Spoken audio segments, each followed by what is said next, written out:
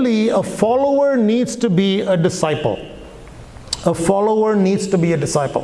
Verse 34, salt is good, but if salt has lost its taste, how shall its saltiness be restored? It is of no use either for the soil or for the manure pile. It is thrown away. Now, I'm going to make some loose terms here with follower and disciple.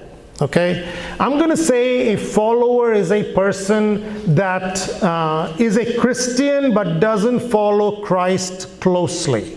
And I'm using the word disciple to show a person that follows Christ closely. Okay, these are not, this separation in language is not made in the Bible. The Bible doesn't make that distinction, but I'm using that distinction just for us to know where we are in our following Christ.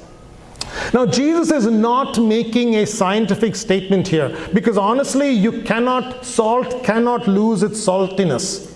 It is impossible for salt to be unsalty. So what is Jesus saying here? He's saying that the salt is less effective because of contamination. You see, in those days, most of the salt came from the Dead Sea, and it was contaminated with carbonite and gypsum. And it needed to be purified. And if it wasn't purified, it was contaminated, and therefore it was less effective. What is Jesus saying in this passage? He's saying, if you are salt, be salt. If you are salt, be salt. If you are a Christian, be a Christian. Go all in. Now, Peter was a follower of Jesus, and he followed him closely for 3 years. Let's read a verse. Mark chapter 14 and verse 54. And Peter had followed him at a distance right into the courtyard of the high priest. And he was sitting with the guards and warming himself at the fire. About 6 months ago, I had the privilege to go to Israel and see the courtyard at the palace of Caiaphas. This is where this happened, where Peter denied him. And you can actually see the original stone pathway that Jesus and Peter and everybody came up.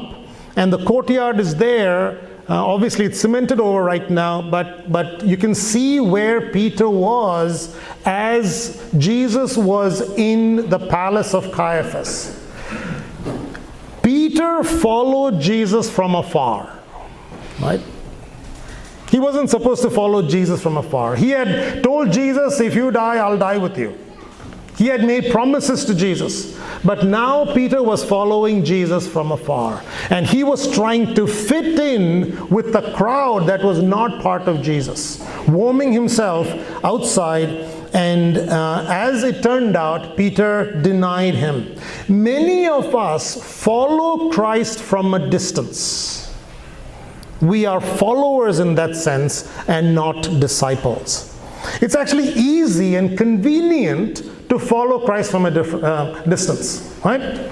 So if you stay far away from Christ and Christ is there, you stay far away, you can come close to Christ on Sundays.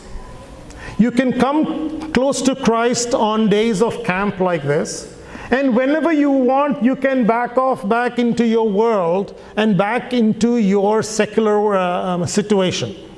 So it seems convenient to be a follower and not a disciple.